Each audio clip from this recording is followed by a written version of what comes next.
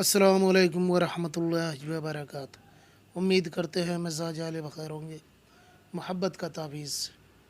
महबूब आपसे इस हद तक मोहब्बत करेगा कि आप तंग हो जाओगे। होता नहीं है कि इंसान इस कदर मोहब्बत करने लगता है कि सामने वाला ऊब जाता है, तंग हो जाता है, कहता है भाई मेरा पीछा छोड़ दे।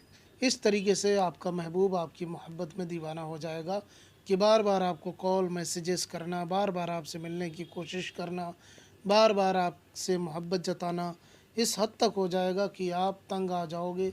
आप सोचोगे किसी तरीके से इससे पीछा छूट जाए। तो अगर आप अपने महबूब के दिल में इतनी मोहब्बत पैदा करना चाहते हो कि आपका महबूब सिवाय आपको किसी को नज़र उठाकर भी ना देखे, अगर आप चाहते हो कि आपका महबूब सिर्फ़ और सिर्फ हर वक्त हमेशा आपसे बात करने की कोशिश करे, आपसे मुलाकात करने की कोशिश करे, तो ये तावीज़ आज आपके लिए है। ये तावीज़ बनाइए और फिर इसका कमाल देखिए। ये बज़ाहिर आपको बहुत मुख्तसर सा एक अमल लग रहा होगा, लेकिन इसके तासीरात, इसके असरात बहुत ज़्यादा हैं। ये तीर बाहदफ़ अमल साबित होगा। अगर आप जिसके लिए कर देंगे वो पूरी तरीके से आपकी मोहब्बत में दीवाना हो जाएगा इंशाअल्लाह। ये बहुत ज़बरदस्त अमल है। तो आइए जान लेते हैं कि अगर किसी के दिल में कोई भी हो सकता है जिसके दिल में आप मोहब्बत पैदा करना चाहें। हो सकता है आप शादी वगैरह करना चाह रहे हों, हो सकता है जिसके लिए आप करना चाह रहे हों उससे आपका पहले रिलेशन रहा हो लेकिन बाद में ख़राब हो गया हो।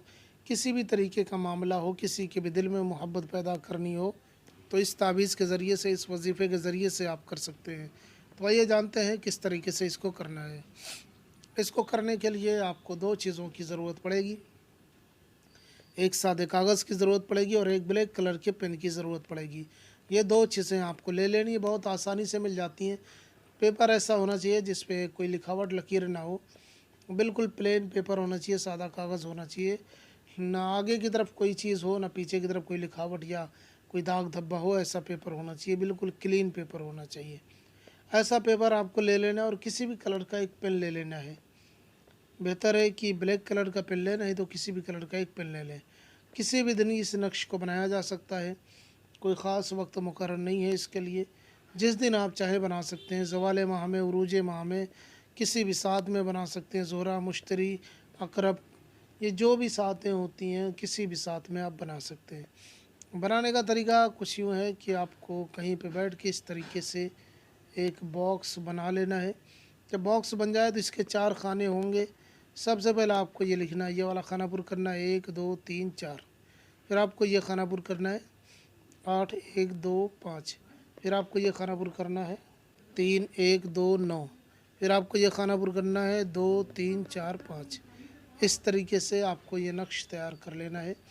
ये नक्श मुकम्मल हो जाएगा। अब इसको कोई भी बना सकता है। इसे किसी भी हालत में बना सकते हैं, हालत नजासत में भी, पाकीज़गी की हालत में भी, दोनों सूरतों में आप बना सकते हैं। अब यहाँ पे नीचे आपको लिखना है अलहुब, जिसके लिए करना है उसका नाम। अगर वो लड़का है तो बिन लगाएं, लड़की है तो बिनते लगा के उसकी माँ का नाम लिखें। फिर आला हुब लिखें, फिर अपना नाम। अगर आप लड़के हैं तो बिन लगाएं, लड़की है तो बिनते लगा के अपनी माँ का नाम लिख लें। नाम हिंदी अंग्रेज़ी में भी लिख सकते हैं, जिधर से जो नाम लिखा जाता है उधर से लिख सकते हैं। इस तरीके से ये नक्श मुकम्मल हो जाएगा, नक्श तैयार हो जाएगा। तो आपको करना क्या है, आपको करना ये है कि इस नक्श को फ़ोल्ड करना है। फ़ोल्ड करके ले जाके दो वज़नी पत्थर के नीचे दबा देना है, या कोई और वज़नी चीज़ हो, लकड़ी की, लोहे की, इस कोई भी मिट्टी वगैरह, पत्थर वगैरह जो भी आपको मिले, बस वज़नी चीज़ होनी चाहिए, उसके नीचे आपको दबा देना है। इसके ऊपर जो वज़न हो कम से कम 2 किलो से ज़्यादा का वज़न होना चाहिए। इंशाअल्लाह ये नक्श दबा रहने दे, पूरी ज़िंदगी आपका महबूब आपकी मोहब्बत में दीवाना रहेगा। इस तरह दीवाना रहेगा कि आप उससे तंग आ जाओगे। अगर 3 दिन तक कम से कम ये नक्श दबा रहे, 3 दिन बाद ये नक्श गायब भी हो जाए, ख़राब भी हो जाए, ये मिट भी जाए, तब भी कोई मसला नहीं है। इसका असर पूरी ज़िंदगी के लिए रहेगा। सिर्फ 3 दिन इसे पत्थर के नीचे दबा रहने दें और फिर कमाल देखें। इंशाअल्लाह ताला आप भी याद करेंगे कि मैंने आपको कैसा नक्श बताया था। हम मिलते हैं किसी और वीडियो में। नए हैं तो चैनल को लाजमी सब्सक्राइब करें। कोई मसला हो ज़रूर बताएं, हम आपकी पूरी रहनुमाई करेंगे। वस्सलामु अलैकुम वरहमतुल्लाह।